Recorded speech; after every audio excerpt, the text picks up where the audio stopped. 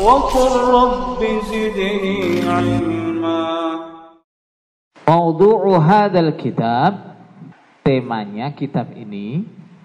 Maudu' itu tema, pembahasannya adalah bayanut tauhidil ladzi aujabahu Allahu ala ibadihi. Menerangkan tentang tauhid yang diwajibkan oleh Allah kepada hambanya. Wa khalaqahum li ajlihi. Dan tauhid yang Allah menciptakan hambanya karena tauhid itu. Maksudnya gimana toh? Sebenarnya tauhid yang sesungguhnya diwajibkan oleh Allah, kemudian Allah menciptakan makhluknya, hambanya untuk netepi tauhid itu tauhid yang mana? Yang utama itu tauhid yang mana? Wa bayanu ma yunafihi minasyirkil akbari, dan menerangkan apa saja yang bertentangan dengan tauhid itu, memusnahkan tauhid itu, menjadikan tauhid itu enggak ada. Minasyirkil akbari, dari syirik besar. Ketika orang melakukan syirik akbar, berarti tauhidnya sudah enggak ada. Au yunafi kamalahul wajiba awil mustahabba, merusak atau bertentangan dengan kesempurnaannya tauhid yang wajib atau yang mustahab. Ada sudah diterangkan toh bahwa tauhid itu ada yang wajib, ada yang mustahab, bagian-bagiannya, gitu ya.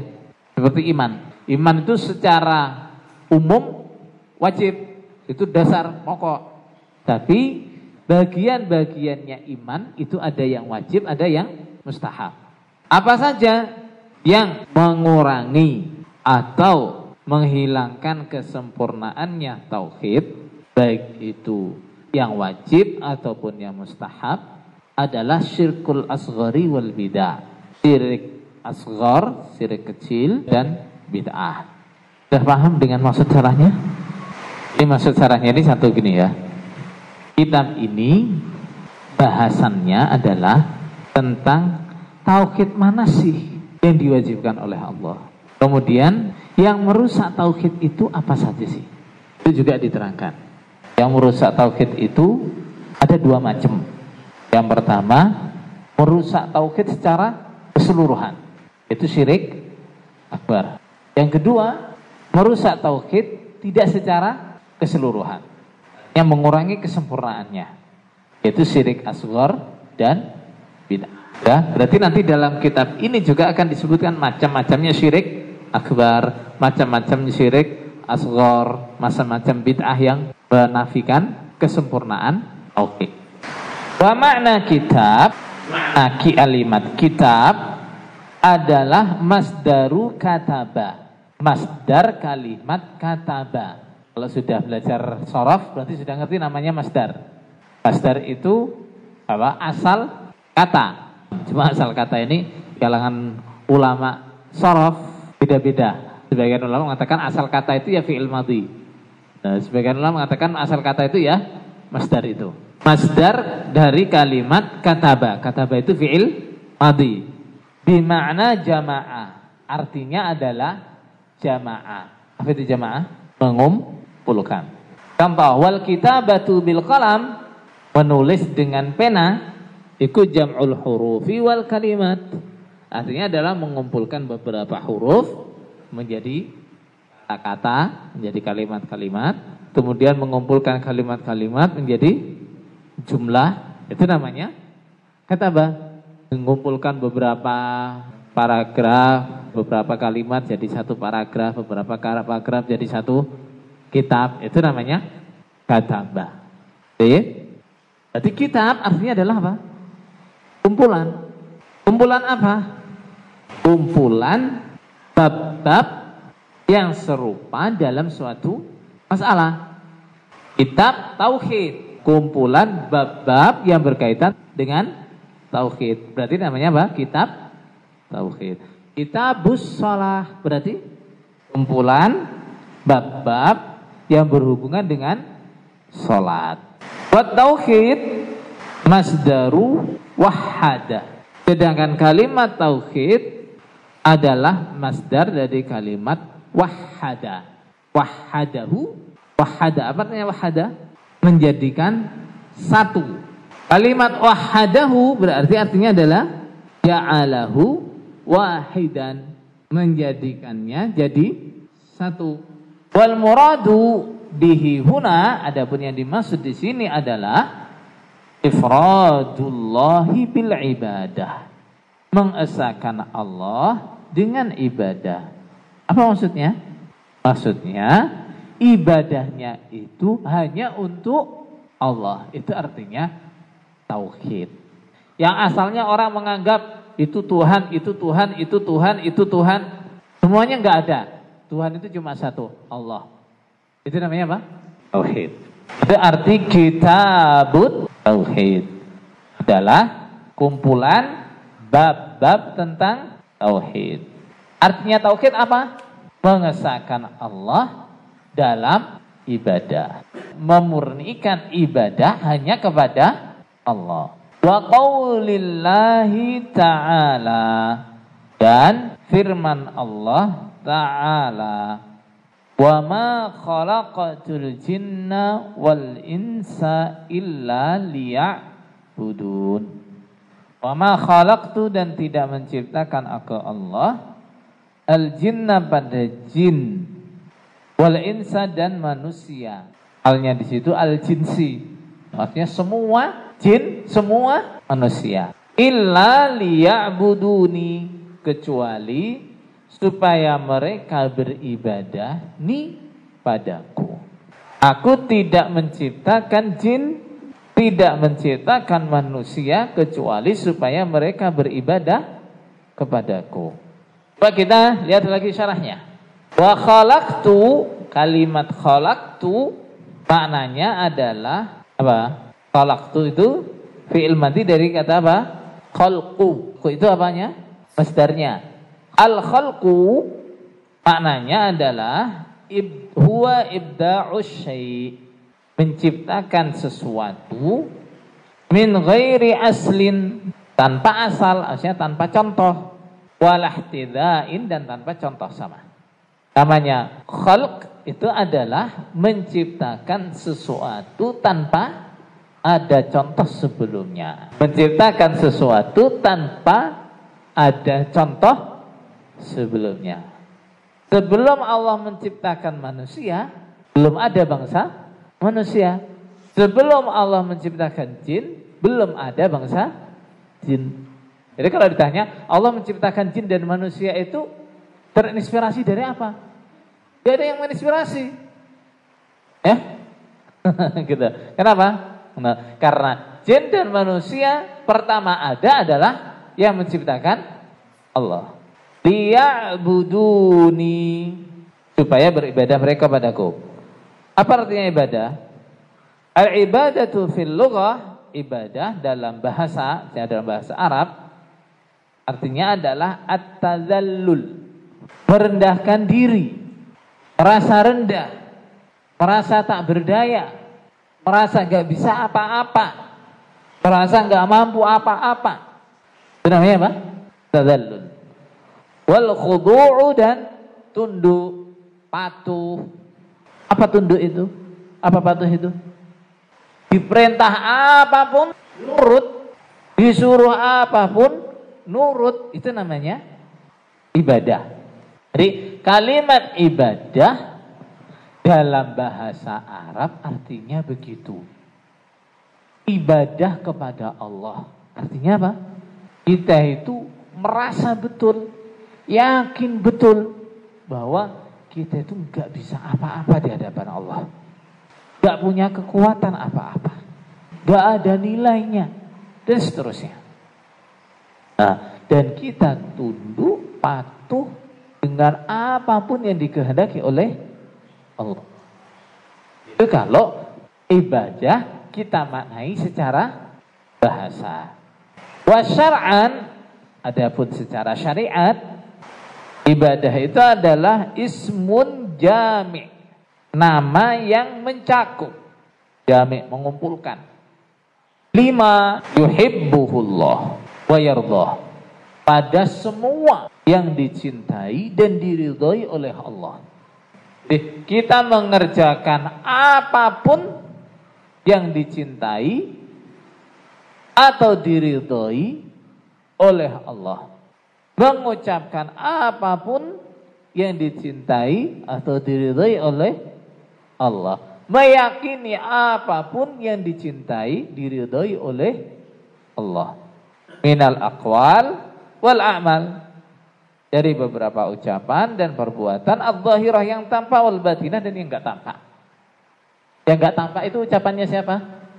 Hati. Yang enggak tampak itu perbuatannya siapa? Hati. Kalau yang tampak ucapannya siapa? Mulut. Yang tampak perbuatannya siapa? Badan. Jadi itu artinya ibadah. Apapun bentuknya, perbuatan, ucapan, keyakinan, kalau itu dicintai oleh Allah, diridhai oleh Allah, itu namanya ibadah. Wal ma'nal ijmali lil ayah, makna global ayat itu adalah annallaha ta'ala akhbara, Allah mengkhabarkan, annahu ma khalaqal insa wal jinna illa lil ibadah. Allah tidak menciptakan jin dan manusia kecuali untuk ibadah kepadanya. Fahiya bayanun lil hikmati fi khalqihim. Ayat ini menerangkan apa hikmah atau tujuan Allah menciptakan mereka. Apa hikmahnya? Apa tujuan utama Allah menciptakan jin dan manusia? Ya'budun, ibadah. Falam yurid ya, bukan yurid. Falam yurid minhum ma turiduhu sadatu min abidiha. Allah tidak menghendaki dari hambanya sesuatu yang biasanya dikehendaki oleh majikan dari budaknya. Kalau majikan dengan budaknya, apa yang dia kehendaki? Minal i'anah, birrizki, wal it'am. Membantu majikannya untuk mendapatkan rezeki dan makanan. Kalau majikan punya budak, budaknya suruh apa tuh? Suruh kerja. Kerja itu untuk apa? Keperluan majikan. Untuk memperkaya majikannya, untuk cari makan buat majikannya. Sedangkan Allah tidak menghendaki itu dari makhluknya. Allah tidak menghendaki itu dari hambanya. Wa innama aradal maslahata lah. Yang dikehendaki oleh Allah dari hambanya adalah kemaslahatan hambanya. Bukan kemaslahatannya Allah. Allah enggak butuh. Ma uridu minhum min rizkin wa ma uridu ayyutaimun. Aku tidak menghendaki rizki dari mereka dan tidak menghendaki mereka memberi makan padaku. Innallaha huwar razzaqu dzul quwwatil matin. Sebaliknya, yang memberi rizki kepada mereka itu adalah Allah. Jadi Allah tidak minta apa-apa dari kita untuk kepentingan Allah. Enggak. Adapun Allah perintah kita supaya ibadah itu untuk apa? Untuk kemaslahatan kita sendiri. Kalau kamu ibadah, kamu yang untung. Kalau kamu enggak ibadah, kamu yang rugi. Itu saja. Ada kok. Kalau kamu ibadah, Allah ikut untung. Kalau kamu enggak ibadah, Allah ikut rugi. Enggak ada. Wa munasabatul ayati lil bab. Kecocokan atau hubungan antara ayat ini dan babnya. Annaha tadullu ala wujubit tauhid. Ayat ini menunjukkan wajibnya tauhid. Wa ma khalaqatul jinna wal insa illa liya'budun. Alladzi huwa ifradullahi bil ibadah. Tauhid itu adalah mengesahkan ibadah kepada Allah atau memurnikan ibadah kepada Allah. Li'annahu ma khalaqal jinna wal insa illa li ajli dzalik. Karena Allah tidak menciptakan jin dan tidak menciptakan manusia kecuali untuk itu. Untuk apa? Untuk tauhid. Kalau Ibnu Abbas menartikan ya'budun, artinya itu yuwahhidun. Karena kalau enggak tauhid, enggak murni, bukan ibadah. Jadi apa hubungannya ayat ini dengan babnya? Ayat ini menunjukkan wajibnya tauhid. Dari sisi apa? Dari sisi bahwa tauhid itu adalah tujuan utama Allah menciptakan jin dan manusia.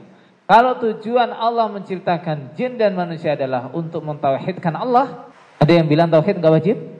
Tidak ada yang lebih jelas daripada kalimat ini. Allah menciptakan jin dan manusia untuk tauhid. Allah menciptakan jin dan manusia untuk ibadah kepada Allah saja. Ada yang lebih jelas? Ma yustafadu minal ayat. Kesimpulan yang bisa diambil dari ayat ini. Apa artinya yustafad? Diambil faidah atau kesimpulannya.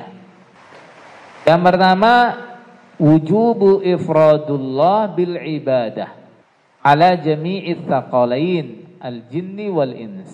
Wajibnya memurnikan ibadah kepada Allah bagi dua makhluk as-tsaqalain, yaitu jin dan manusia. Tsaqalain itu berasal dari kata apa? Thiqal. Apa thiqal?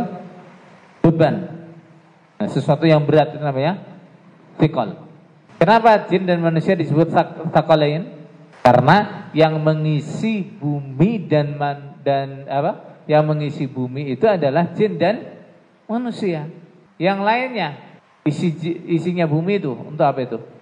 Ya untuk mencukupi kebutuhannya jin dan manusia. Yang kedua, bayanul hikmah min khalqil jinni wal insi. Menjelaskan hikmah. Apa hikmah tadi maksudnya? Tujuan. Kenapa Allah menciptakan jin dan manusia? Apa hikmahnya Allah menciptakan jin dan manusia? Hikmah utamanya, hikmah terbesarnya adalah memurnikan ibadah kepada Allah. Yang ketiga, innal khaliqa huwallazi yastahiqqul ibadata duna ghairihi mimman la yakhluqu. Yang menciptakan, siapa yang menciptakan? Allah.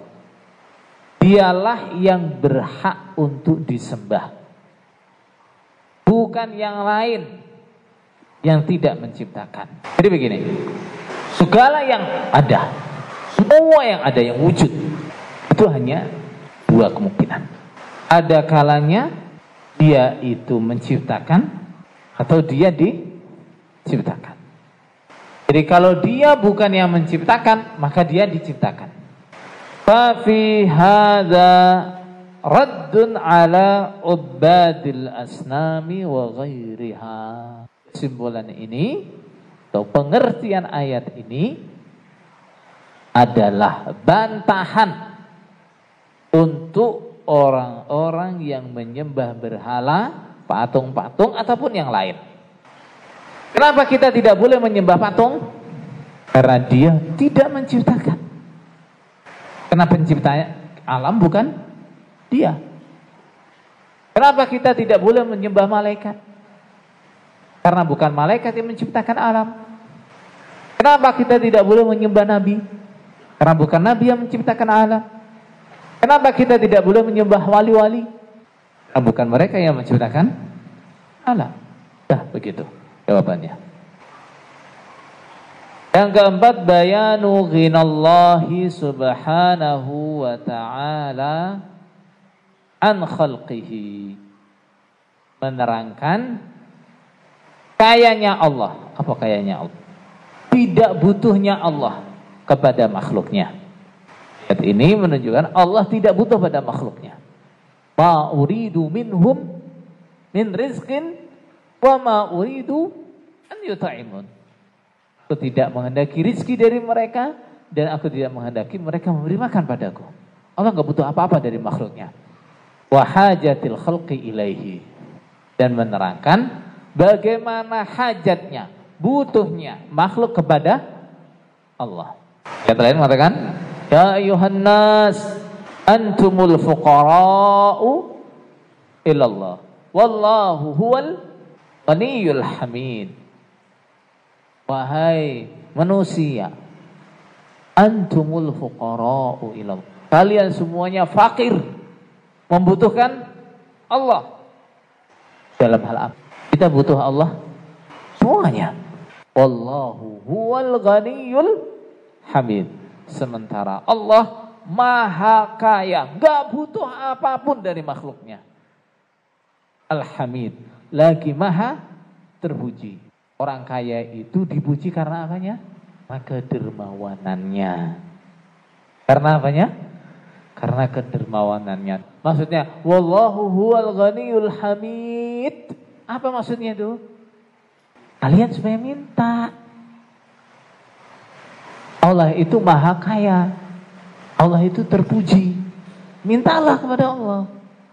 Kenapa begitu? Kenapa Allah nggak butuh makhluk yang butuh kepada Allah? Kenapa? Li'annahu huwal khaliq wa hum makhlukun. Karena Allah yang menciptakan. Sedangkan makhluknya, hambanya, semua diciptakan oleh Allah. Yang menciptakan makhluk itu Allah. Yang menciptakan kebutuhannya makhluk itu Allah. Semuanya Allah yang menciptakan. Makanya Allah gak butuh apa-apa. Allah gak butuh apa-apa. Seandainya Allah itu butuh, maka Allah menciptakan sendiri apa yang dibutuhkannya. Ya enggak? Tapi Allah gak butuh apa-apa. Seandainya Allah membutuhkan, Allah gak minta kepada makhluknya. Kenapa? Allah menciptakan sendiri apa yang Allah butuhkan. Tapi Allah tidak butuh apa-apa. Yang kelima, itsbatul hikmah fi af'alillahi subhanah. Menetapkan hikmah. Artinya meyakini adanya hikmah di dalam setiap apa yang dilakukan oleh Allah. Apapun yang dilakukan oleh Allah ada hikmahnya. Gak ada yang abas. Apa abas itu? Sesuatu yang tanpa tujuan. Gak ada. Ahasibtum annama khalaqnakum abasa. Jangan mengira kalian aku ciptakan itu dengan abas. Apa artinya abas? Tanpa tujuan, tanpa maksud. Dengan abas. Dan semua yang dilakukan oleh Allah itu ada hikmahnya. Allah menciptakan kita ada maksudnya, ada hikmahnya. Allah memberi kita ujian, ada hikmahnya? Pasti. Semua kejadian pasti ada hikmah. Tidak semua orang memahaminya. Terkadang hikmah suatu kejadian itu kita ketahui kapan? Setelahnya. Orang iman itu tertimpa apapun, terutama ketika sesuatu itu nggak menyenangkan. Ada husnudzon. Allah punya hikmah di balik ini. Kita cari-cari apa hikmahnya. Kalaupun nggak dapat, tetap husnudzon. Ini memang yang terbaik buat saya. Gitu loh ya.